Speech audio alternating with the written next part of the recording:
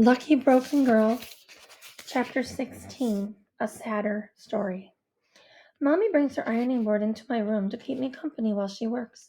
She's in her flip-flops and looking comfortable in a bata de casa, as she calls the loose dress she's wearing when it's very hot and she's not expecting any guests to come and visit. There's no sea breeze here like there is in Cuba, Mommy complains.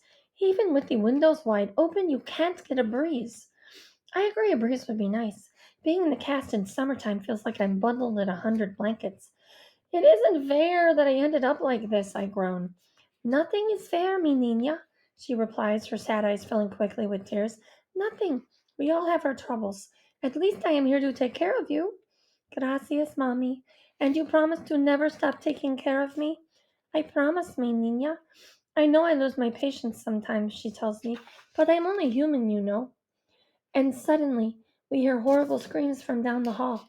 A woman screams, "Oh no! Oh no! Oh no! Help! Help!"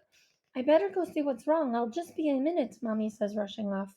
The woman is screaming louder than before. "Help! Help! My little boy! My little boy!" I recognize the voice. It is Mrs. Sharma's. Sometimes you think your story is so sad that no one could have a sadder story. But now I cry, not for myself, but for Ramu and his family. While their mother cooked dinner in the kitchen, Ramu and Avec played by the open window. A toy fell out of Avec's hand, and he reached out the window to catch it, but he leaned too far and fell. Izzy is shaking and crying as he tells his part of the story. We were playing outside when all of a sudden we saw Vec flying in the air like a bird. He was holding a toy in his hand.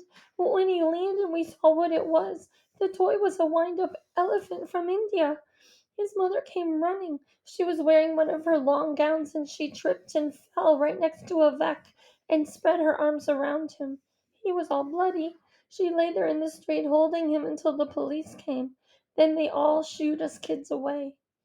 Mommy takes Izzy in her arms and hugs him. Then she comes over to my bed and kisses me too. Ay, pobrecita, the poor woman, how she must be suffering. Losing a child is the worst thing in the world that can happen to a mother. Mi niña, mi niño, I love you so much. When Papi comes home, he and Mommy go down the hall and knock on the door. They want to tell Mr. and Mrs. Sharma how sorry we are. They knock softly several times, but no one answers. Finally, Mr. Sharma opens the door slowly. In a whisper, he says, "No visitors, please. Thank you." And he shuts the door. 3 days later, Mr. and Mrs. Sharma and Ramu pack their suitcases. They are going back to India. Mr. and Mrs. Sharma allow Ramu to come over and say goodbye to me. He stands by my bed wearing Indian clothes, a loose tunic and white pants. He looks even skinnier than usual, almost a scarecrow. Ramu stretches out his hand. It feels brittle, like a dry leaf in autumn. I squeeze it lightly out of fear that he is fragile now, that he could break from the sadness. My little brother is a pile of ashes. He's traveling back to India in a velvet box. We'll scatter his ashes in the Ganges River so he will be at peace. His spirit will live on. The spirit never dies, but we are never coming back to America. I am so sorry, Ramu. I am so sorry. I accept your sympathy, Ruthie. Please don't worry about me. I've been feeling sorry for myself for 3 months, for these months. But what you are going through is so much worse. Being unable to walk is terrible, and losing my brother is terrible. But we will both have to go on somehow. I hope things will be better for you in India. I hope you get back on your feet soon. I will never forget you, Ramu. And I will never forget you, Ruthie. Are you sure you don't want your chain back? No, you hold on to God Shiva and keep asking Him to help you. He is strong. I know He will listen to your prayers. Will you write to me from India? I will try. It may take a while. We know it is the last time we'll see each other. We clasp each other's hands one more time. Ramu turns to leave, and I wish I could walk him to the door. Bye, Ramu, I whisper. For days and days after Ramu leaves, I think about Avec. I wonder how he felt flying in the air. Maybe he felt happy for a second before crashing to the ground, happy to be free, Happy to not be up in the house? I hope so. Dear Shiva, little Avec is on his way back to India. He was a good boy. Always held his brother Ramu's hand when they crossed the street. Always listened to his mother. Please welcome him home when he arrives. Ruthie. Chapter 16. Chicho comes from Mexico. A new neighbor moves into the apartment down the hall where Ramu and Avec used to live. His name is Francisco, but he tells me to call him Chicho. He speaks a slower, more polite Spanish than our Cuban Spanish, which Papi says is always in a rush to catch a train. Chico uses the word andale, and his voice rises and falls in a sing-song way that cheers you up. Mommy and Papi make friends right away. They are glad to have a neighbor who can talk to us in Spanish and tell them he's always welcome to come over for a Cuban coffee. The last 2 evenings after dinner he has stopped by. He is so boisterous I can hear everything he says from the bedroom. All my family is in Mexico. I'll never go back there to live, only to visit. I think New York is the best city in the world. Don't you? Have you? Here you can be what you want, and no one bothers you. I step out onto the street wearing a pineapple on my head, and no one will bat an eye. Isn't that wonderful? He makes Mommy and Poppy laugh out loud with all his stories. I'm jealous I can't be in the living room, so I call out to Mommy to bring in the bedpan. Mommy, can you bring it now? I hear Mommy explain to Chicho. It's our daughter. She's in bed with a broken leg. Oh, no, Probosita, why didn't you tell me? He says. Can I meet her? Let me bring her the bedpan first. Then you can meet her, Mommy says. When Mommy comes in with the bedpan, I tell her I changed my mind. Ruthie, don't do that again, she snaps at me. Call me when you need the bedpan or I won't bring it to you anymore. She leaves the room and I'm afraid she won't bring Chicho in. But a minute later she leads him in. She's been in bed for over 4 months, Mommy says to him as if I can't talk myself. The doctor says she'll have to be in bed for another 4. Then she lifts the covers in one swoop. She lets him gaze at the cast on my legs and at the pole between my ankles. I feel like I'm her freak show daughter. But Chicho looks me straight in the eyes, and I can tell that he commiserates with me. He rubs the corners of his dark eyes and pushes back his thick black hair that stands on end. You want to sign my cast? I ask him. Mi amor, could I paint a picture of you instead? Please, yes, a picture, I say eagerly. Okay, just a minute, I'll get started. He runs to his apartment and brings a wooden box filled with paints in many different colors and a few small jars of water. This might take a while, he says. He smiles and starts arranging the paints and brushes along the edge of the bed. No rush, I'm not going anywhere, I reply. He glances at me. Ay, Corazon, that's so sad it's funny. Chico sits by the edge of my bed. He starts by painting long green vines that sprout pink and purple flowers. They crawl up my left leg and up my right leg. Izzy comes back from playing outside and watches as Chicho paints my cast. Wow, you're good, Izzy says to Chicho. Gracias, niña. Gracias. Chicho replies and continues painting. And then Izzy gets bored standing around and goes outside again. I don't get bored. I love watching Chicho paint. He makes his colors and applies them to my cast as if I were a canvas. Are you getting tired yet? I asked Chicho. No, mi amor, but I could use another cup of your mother's delicious Cuban coffee. Okay, I'll get it for you, I yell at. Mommy, Chicho wants more coffee. Coming, coming. Mommy responds and brings the coffee to Chicho in one of her tiny porcelain cups. He enjoys every sip. Gracias, Senora Rebecca. Que rico. Then Chicho paints delicate butterflies fluttering with lacy wings, and tiny birds with long beaks that he says are hummingbirds. After a long while, he puts down his brushes and smiles. Now we have to wait for the paint to dry. I look down at my cast, trying to see everything that Chicho has painted, but since I can't sit up, it's hard for me to take it all in. Let me bring you a big mirror, Chicho says, so you can see better. Again, he runs back to his apartment and comes back with a full length mirror that holds at my feet. In the mirror, I see all the details the vines, the flowers, the butterflies. and the hummingbirds in lots of colors. Thank you, Chicho. It's so beautiful. I'm glad you like it. You paint in a psychedelic way.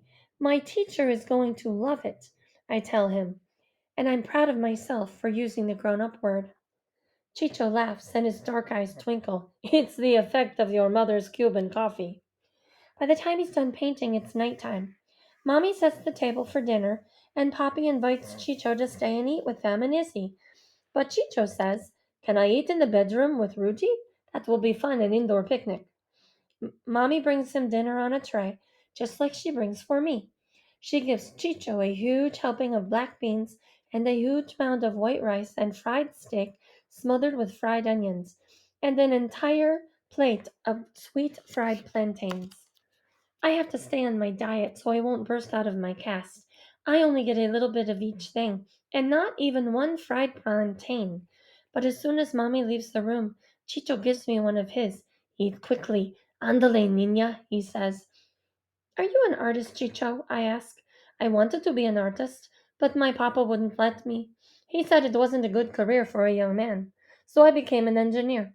I specialize in bridges, but at night I take out my paints and make pictures, just for myself. I'd like to make pictures too, I tell Chicho. I used to make pictures with chalk on the sidewalk to decorate my hopscotch, and I was always drawing and painting when we lived in Cuba, but here I don't have any supplies. They cost too much. He squeezes my hand. Really? Would you like some paints and paper? Yes, yes! I'll come tomorrow and bring you all the art supplies you need to get started. Esté bien, mi amor. Sí, sí. Ándale, pues. Hasta mañana. The next day, Chicho returns with paper, paints, and brushes. He also brings along a special easel he made himself with wooden hinges. Under his arm, he carries two very thick pillows. Rest your easel on your belly. That's it, Amorcita. Now, get close to the paper. With your head supported by these pillows, you won't strain your neck. This is perfect, Chicho. Gracias, gracias. Andale, you don't have to thank me. We're neighbors, and that's what neighbors are for, to help each other. Can you show me how to paint, Chicho? I can't show you how to paint, but I can show you how to use the art supplies. This is how you hold the brush lightly between your fingers. Then you dip it in the paint. Don't feel limited by the primary colors. Make up your own colors. Here are a few plastic cups on this tray so you can mix up the colors. Experiment. See what happens when you mix blue and yellow, red and white. I am happy to have paints and brushes, but I know Mommy isn't going to want to clean up after me. She already has enough to do with taking care of the bedpan routine and having to look after me day after day. Chicho notices the change in my mood. Why do you look so sad, Amorcito? Are you not excited about being an artist anymore? It's going to be too messy, you know. I won't be able to clean the brushes. Don't worry, Ninita. I'll clean the brushes for you. I'll make sure everything stays neat and tidy. When you're done, just leave the brushes in this jar. It has a little water in it so the brushes won't dry up. I'll gather them each day and bring them back ready for you to paint again. Chicho, this is so nice of you. To tell you the truth, I am being a little selfish, misillo. I want you to become the artist I couldn't be. But you still are an artist, Chicho. Only for myself, and maybe that is enough. He smiles and pushes back his hair, standing on end as usual. Well, mi niña, shall I leave you alone now so you can paint?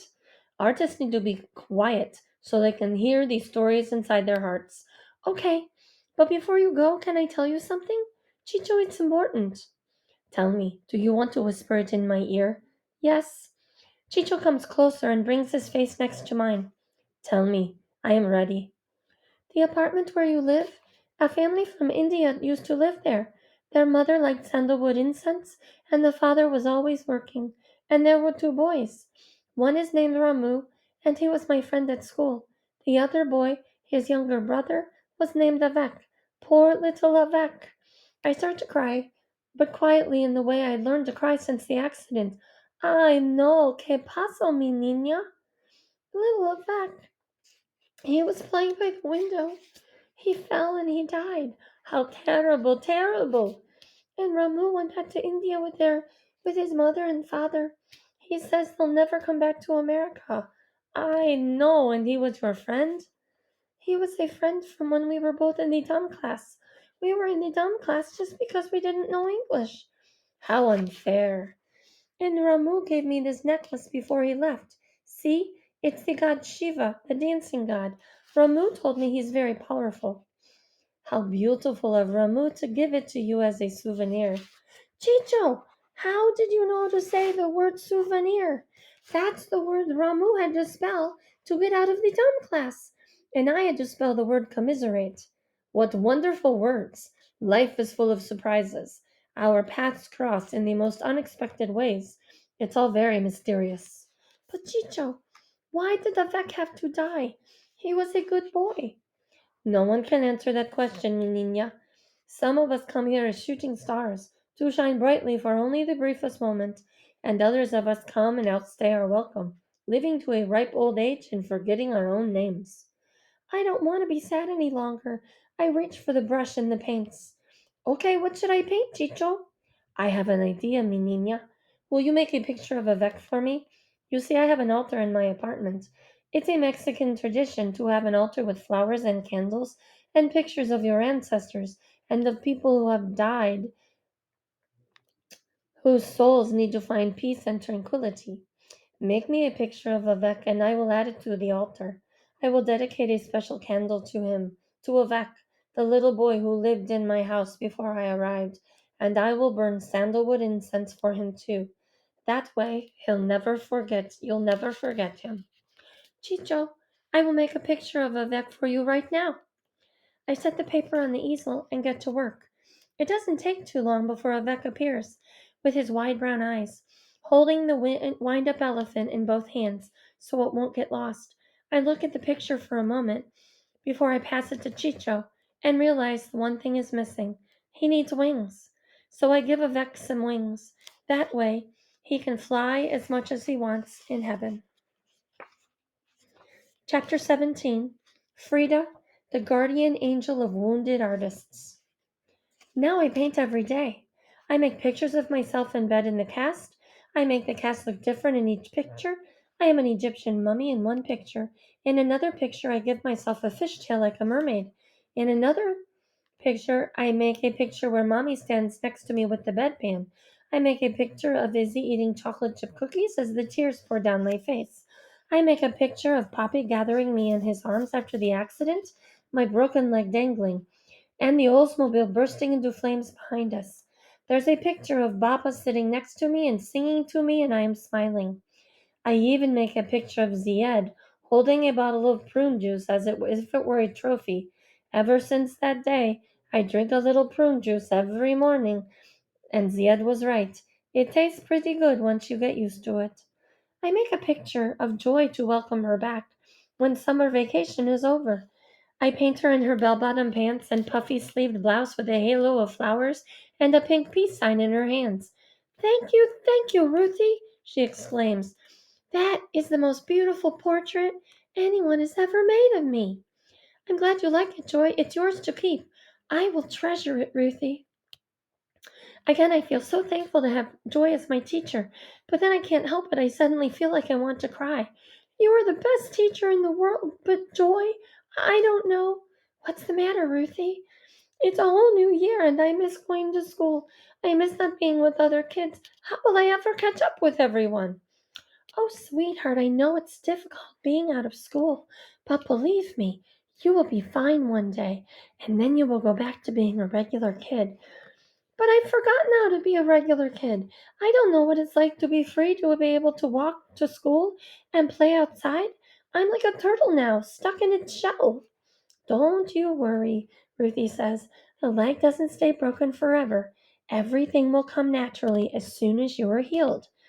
I hope that is true, I tell Joy. I wish I were as brave as my grandmother, my Baba.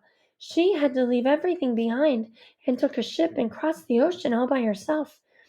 Baba landed in Cuba and met my grandfather, my Zied, and worked to bring the whole family to Cuba before Hitler could hurt them.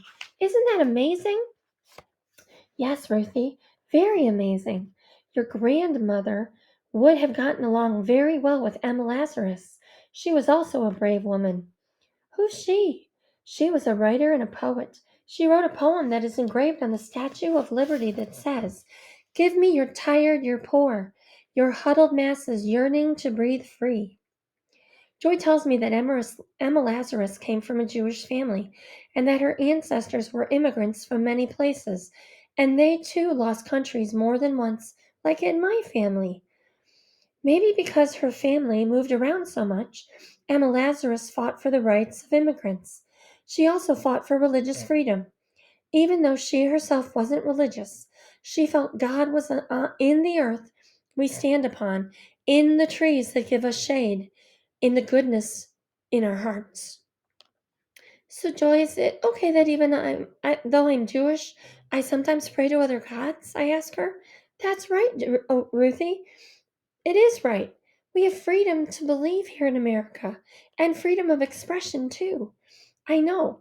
My father says this is a glorious country because it is a free country, and we have to keep working to make sure it's free for everyone.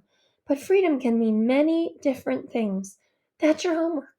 I want you to think about what freedom means to you, Ruthie, and then in our next class, we'll have a debate so you can consider all the arguments and why they're significant.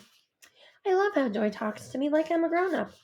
It's overwhelming sometimes, but she makes me think about important things I would never think about. And then I don't feel so bad that I'm stuck in bed and can't go to school like all the regular kids. Chicho makes me think big, interesting thoughts too. Every night after work, he visits me and looks at the pictures I've painted. This is good, and this is good too, and this one, how beautiful. Chicho, aren't any of my pictures ones you don't like? What can I do? I adore them all, he says. You remind me of a great Mexican artist like you. She was in bed a long time and couldn't walk. She was in pain always, but she didn't become her pain. She still made her pictures. Her name was Frida Kahlo. He shows me some pictures in a Mexican magazine. Frida Kahlo had thick black eyebrows and eyes that can see into your heart. Frida turned herself into the subject of her paintings. She made self portraits. One picture shows a column running from Frida's chin down to her waist. The column is broken and sits in a river of blood. She has white straps encircling her belly and binding above her and below her chest. That's the tape that holds her together and keeps her from falling to pieces. Frida broke her back in a bus accident, Chicho explains. Before that, she had polio. Her right leg was shorter than her left. She wore long skirts to cover her legs. Eventually, they had to amputate her right leg. Amputate? What does that mean, Chicho? The leg became infected. The doctors had to cut it off to save her life. I can't help gasping when he says that. I tell Chicho, I hope the doctor won't have to cut off my leg. Chicho reassures me, don't worry, Misillo. You'll be fine. Frida lived in Mexico a long time ago. We are in America. Medicine is very advanced here. I know he says that to make me feel better, but I might grow up to be like Frida, one leg shorter than the other. Maybe I'll lose my leg too, and I'll wear long skirts, but I'll keep making pictures. Will that make me happy?